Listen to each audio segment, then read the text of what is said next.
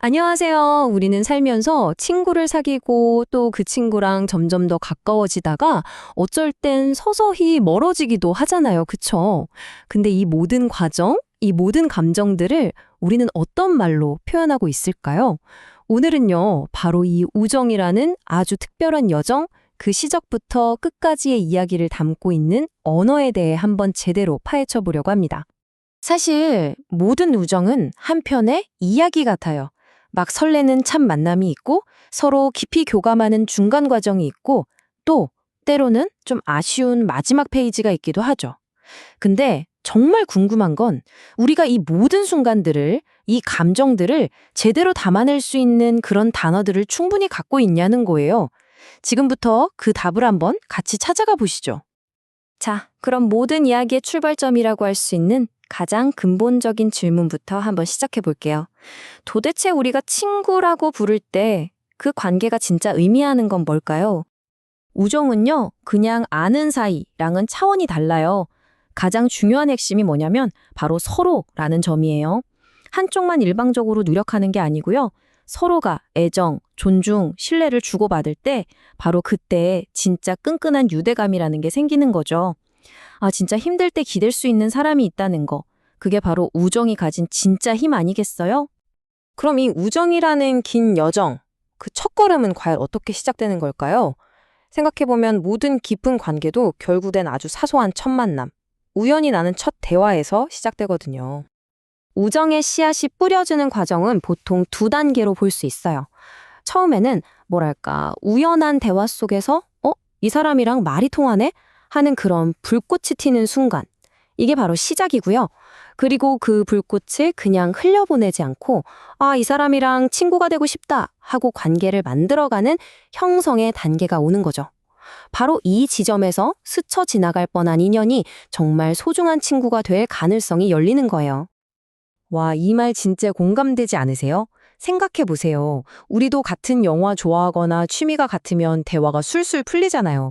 바로 이런 공통 관심사가 어색함을 순식간에 녹여버리고 관계를 형성하게 만드는 아주 강력한 접착제 역할을 해주는 거죠.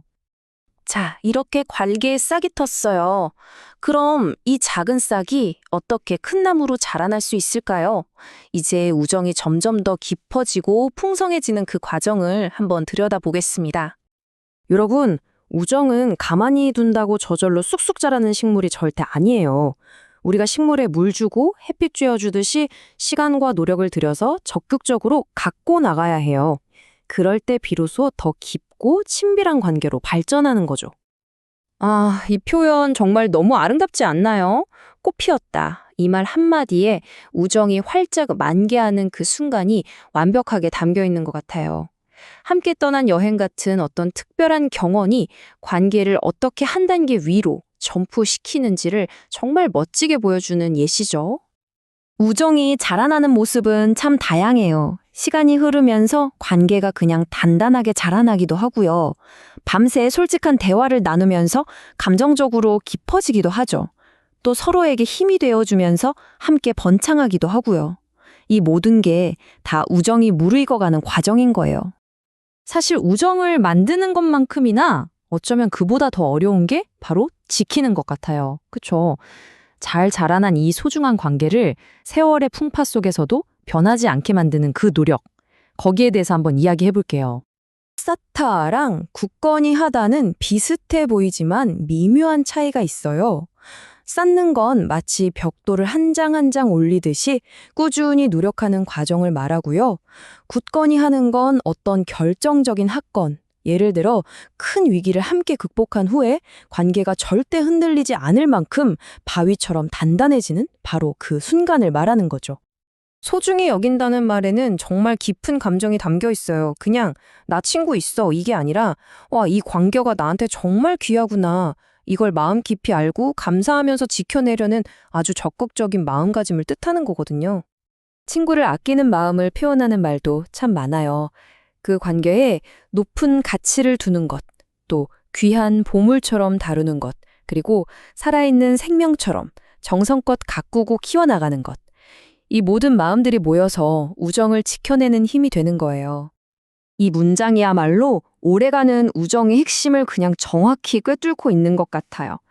마냥 즐거울 때만 함께하는 게 아니라 정말 힘들고 어려운 역경 속에서도 끝까지 곁을 지켜줄 때, 바로 그때 그 우정은 진짜라는 걸 증명하게 되는 거죠. 자, 이제 우정이라는 여정에서 어쩌면 가장 마음 아픈 페이지로 넘어가야 할 것 같아요. 모든 관계가 영원할 수만은 없으니까요. 우리도 때로는 끝을 마주하게 되죠. 우정이 끝나는 순간에 대한 이야기입니다. 관계를 끝낸다는 건 정말 간단한 결정이 아니에요. 그 뒤에는 오해나 갈등? 아니면 그냥 서로 가는 길이 달라져서 이런 복잡한 이유들이 얽혀 있죠. 그리고 어떤 이유에서든 그 과정은 정말 큰 감정적인 고통을 동반하고요. 이별의 모습도 다 제각각이에요. 어떤 관계는 정말 갑작스럽게 끊어지기도 하고요. 또 어떤 관계는 큰 다툼 끝에 마치 칼로 자르듯이 완전히 단절되기도 하죠. 또 어떤 경우에는 서로 합의하에 자, 우리 여기까지 하자 하고 관계를 끝내기로 결정하기도 하고요. 우정의 정반대편에 있는 소원함이라는 단어랑 비교해보면 그 차이가 정말 확 와닿아요. 따뜻한 유대감이 있던 그 자리에 차가운 거리감이 들어서는 것. 그것이 바로 우정을 잃어버린 상태인 거죠. 자, 지금까지 우정의 시작부터 끝까지 그 모든 여정을 담아내는 여러 단어들을 쭉 살펴봤어요. 그런데 문득 이런 생각이 들어요. 아니, 이렇게까지 단어를 하나하나 세세하게 구분하는 게 대체 왜 중요한 걸까요? 그 이유는요, 바로 언어가 우리 경험의 지도가 되어주기 때문이에요. 정확한 단어를 알면 내 복잡한 감정에 이름을 붙여줄 수 있고, 내가 지금 이 관계의 어느 지점에 서 있는지 명확하게 볼 수 있거든요. 이렇게 내 마음을 더 잘 이해하게 되면 다른 사람과도 훨씬 더 깊이 연결될 수 있게 되는 거죠. 오늘 우리가 함께 나눈 여러 단어들을 한번 떠올려 보세요. 꽃피는, 굳건한, 소중한, 아니면 혹시 또 다른 어떤 단어가 지금 여러분의 가장 소중한 우정 이야기를 가장 잘 표현해 주나요? 한 번쯤 깊이 생각해 보시면 좋을 것 같습니다.